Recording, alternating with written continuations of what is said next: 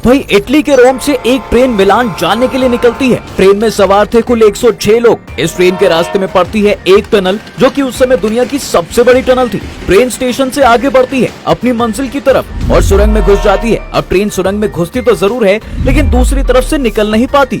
बहुत देर तक जब ट्रेन सुरंग से बाहर नहीं आती तो लोगों को शक हुआ और अंदर जाकर जब लोगों ने तहकीकात की तो वहाँ भी ट्रेन का कोई नामो निशान नहीं था। बस मिले तो सिर्फ 2 लोग, वो भी घायल अवस्था में। एक आदमी तो इतना सहमा हुआ था कि कुछ बोल ही नहीं पाया, लेकिन जब दूसरे ने बात करनी शुरू की तो उसे सुनकर वहाँ खड़े सभी लोगों के रोंगटे खड़े हो गए। आखिर ऐसा क्या बताया उसने कि लोग यकीन नहीं कर पा रहे थे और वो ट्रेन अचानक कहाँ गायब हो गई और बाकी के बचे 104 पैसेंजर्स कहाँ गए।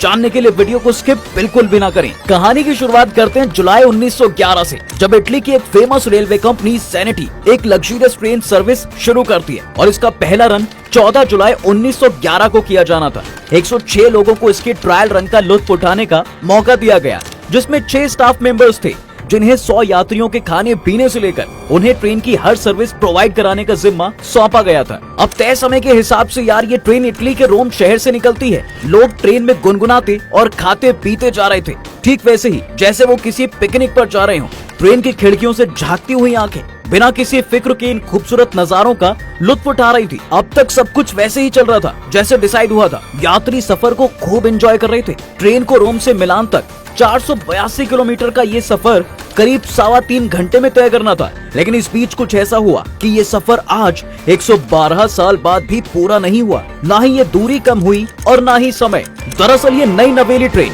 पटरी पर तेजी से दौड़ती हुई आगे बढ़ रही थी और इसके पहियों की गड़गड़ाहट दूर तक सुनाई दे रही थी। रास्ते में उसे एक टनल से गुजरना था जिसका नाम था लोम्बार्डी टनल। वो सुरंग जिसकी लंबाई 1 किलोमीटर थी और जब ट्रेन सुरंग के अंदर घुसने वाली थी तो उस पार वहाँ कुछ लोग भी मौजूद थे जो उस नई नवेली ट्रेन को देखने पहुँचे थे। टनल के दोनों सिरों पर लोग खड़े थे और उनकी आंखों के सामने ट्रेन टनल में एंटर करती है, लेकिन दूसरी तरफ खड़े लोग बस इंतजार करते रह गए क्योंकि वो टनल में घुसती तो है लेकिन दूसरी तरफ निकलती नहीं। सब लोग हैरान थे लेकिन किसी की हिम्मत नहीं हो रही थी कि वो इस टनल में जाकर देखे। एक दिन बीत चुका था और 106 यात्रियों के साथ 3 डिब्बों वाली सनेटी ट्रेन अब भी लापता थी। कंपनी के पास भी ट्रेन की आखिरी लोकेशन लोम्बार्डी टनल ही थी। ये खबर अब हर अखबार, हर मैगजीन और इटली के हर घर तक फैल चुकी थी।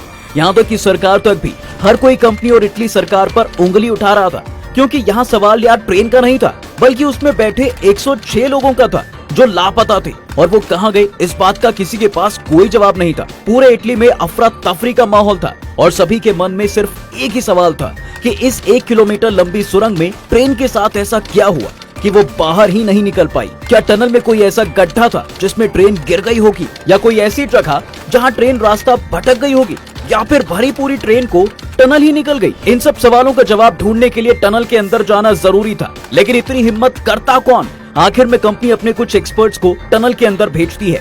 इस इंसिडेंट के बाद वो लोग भी काफी डरे हुए थे और इसलिए धीरे धीरे टनल के अंदर एंटर करते हैं, लेकिन वहां जाने के बाद वो जो देखते हैं वो सचमुच चौंका देने वाला होता है, क्योंकि ना वहां कोई ट्रेन थी और ना ही कोई ट्रेन का नामो निशान। ना ही वहाँ कोई गड्ढा था जिसमें वो गिर गई हो और ना ही कोई रास्ता जहाँ वो भटक गई हो। बस वहाँ मिले तो सिर्फ 2 लोग, वो भी घायल अवस्था में, जो उसी ट्रेन में सवार थे, जिन्हें देखकर एक उम्मीद जगी कि शायद अब कुछ पता चल जाए कि आखिर इतनी बड़ी ट्रेन गई कहाँ। लेकिन दोनों की दिमागी हालत ठीक नहीं थी। एक आदमी तो इतना सहमा हुआ था कि कुछ बोल ही नहीं पाया, लेकिन जब दूसरे ने बात करनी शुरू की तो उसे सुनकर वहाँ खड़े सभी लोगों के रोंगटे खड़े हो गए। उसने बताया उन्हें सुरंग में घुसते ही एक अजीब सी आवाज सुनाई दी और फिर अचानक सफेद धुआं सा छा गया। ऐसा लगा मानो हवा ने ट्रेन को अपने अंदर समेट लिया हो। ट्रेन में अचानक चीख पुकार मच गई। सब बुरी तरह डरे हुए थे और इसी हड़बड़ी में वो दोनों किसी तरह ट्रेन से कूद तो गए, लेकिन कूदते ही वो बेहोश हो गए। इसके बाद क्या हुआ वो कुछ नहीं जानते। उनकी दिमागी हालत ठीक नहीं थी, इसलिए उनकी बात पर किसी ने यकीन नहीं किया और इसी के साथ ट्रेन और बचे हुए 104 लोगों के वापस लौटने की उम्मीद भी टूट चुकी थी। लेकिन कुछ तो हुआ था उस टनल में, लेकिन क्या ये एक ऐसा राज था जो कोई नहीं जानता था। लेकिन ये खबर हर देश तक पहुंच चुकी थी। कई सालों तक इसको लेकर रिसर्च चलती रही, तरह तरह के अनुमान लगाए गए, लेकिन कोई सुराग हाथ नहीं लगा। तो ये मामला ठंडा पड़ गया। रेलवे ने इस सुरंग को बंद कर दिया। सब कुछ नॉर्मल हो गया। सब लोग अपने डेली रूटीन के कामों में लग गए। काफी दिन गुजर चुके थे और लोग धीरे धीरे इस हादसे को भूलने लगे। लेकिन ये कहानी यहाँ खत्म नहीं हुई, बल्कि असल कहानी यहाँ से शुरू होती है, जिसे सुनकर आपके दिमाग में एक ही सवाल आएगा, हाउ इज दिस पॉसिबल। दरअसल एक दिन मेक्सिको का एक साइकियाट्रिस्ट कुछ डॉक्यूमेंट्स पढ़ रहा था जो 1800 के दशक से जुड़े थे। पढ़ते पढ़ते उसके हाथ एक डॉक्यूमेंट लगा जो 1840 का था। उसे देखते ही अचानक उसके माथे पर पसीना आ गया। उसमें लिखा था कि मेक्सिको के एक अस्पताल में एक साथ 104 मरीज एडमिट हुए थे और हैरानी की बात तो ये थी कि उन सभी की दिमागी हालत ठीक नहीं थी। वो बिल्कुल ऐसे ही रिएक्ट कर रहे थे जैसे लोम्बार्डी टनल में मिले वो दो लोग, और वो सभी के सभी लोग इटालियन लैंग्वेज बोल रहे थे। कहीं ये वही 104 लोग तो नहीं थे जो ज़ेनेटी ट्रेन के साथ टनल में गायब हो गए थे। लेकिन ये टनल तो इटली में थी और वो हॉस्पिटल मेक्सिको में, तो ऐसा कैसे हो सकता है। साइकियाट्रिस्ट अब सोच में पड़ गया था। तभी उसके दिमाग में एक बात आई कि ऐसे में तो एक ही पॉसिबिलिटी है कि ट्रेन रोम से इटली पहुंच गई हो। लेकिन वो ट्रेन तो 1911 में पटरी पर उतरी थी और ये डॉक्यूमेंट 1840 की बात कर रहे हैं। हो सकता है कि ये कोई और ट्रेन हो जो उस समय रोम से इटली आई हो। और हॉस्पिटल में एडमिट हुए लोगों का भी तो यही कहना था कि वो ट्रेन से यहाँ पर आए हैं। हालांकि वो भी कंफ्यूज थे। उनका कहना है कि वो ट्रेन में रोम स्टेशन से बैठे थे, लेकिन उन्हें इस बात का कोई आइडिया नहीं था कि वो मेक्सिको कैसे पहुंच गए।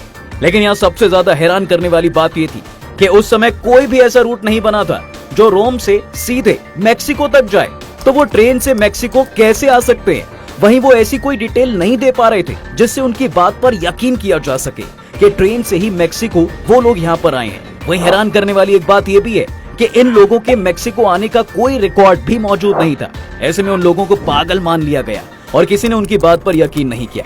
हालांकि डॉक्टर्स ने यह पता लगाने की कोशिश की थी कि आखिर उनके साथ हुआ क्या था, लेकिन उनकी हरकतें इतनी अजीबोगरीब थी कि किसी को कुछ समझ नहीं आया और कुछ दिनों बाद वो लोग अस्पताल से भी गायब हो गए।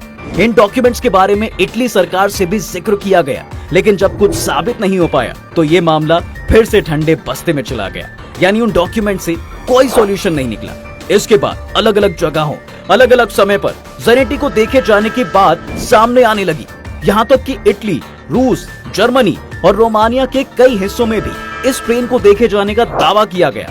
हर बार जिस ट्रेन को देखे जाने का लोगों ने जिक्र किया वो ठीक वैसी ही थी जैसी ट्रेन 1911 में गायब हो गई थी। यहाँ तक कि मेक्सिको में भी एक ऐसी ट्रेन देखी गई थी जो हूबहू ज़ेनेटी की तरह दिखती थी। ऐसे कई डॉक्यूमेंट्स भी हाथ लगे जो ज़ेनेटी के होने और देखे जाने का प्रूफ थे। अब केस थोड़ा सुलझता दिख रहा था, लेकिन यहाँ दिक्कत ये थी कि वो डॉक्यूमेंट्स 1840 के थे, यानी ज़ेनेटी के बनने से 71 साल पहले की बात हो रही थी। और ये वही समय था जब मेक्सिको के एक अस्पताल में एक साथ 104 लोगों के एडमिट होने की खबर सामने आई थी। उसी समय पर ज़ेनेटी का दिखना और उसी समय पर उन लोगों का अस्पताल में एडमिट होना, ये बात कहीं तो इशारा कर रही थी, कहीं ये ट्रेन टाइम ट्रैवल करके तो यहाँ नहीं पहुंची थी। पॉसिबिलिटी तो यही बन रही है क्योंकि ट्रेन अचानक सुरंग से गायब हो गई थी। फिर 1840 के डॉक्यूमेंट्स में उसके होने के प्रूफ मिलते हैं। लगता है ज़ेनेटी स्थानीय यात्रा को छोड़कर समय यात्रा पर निकल पड़ी है और उसे ये यात्रा इतनी पसंद आई कि वो आज तक वापस नहीं लौटी।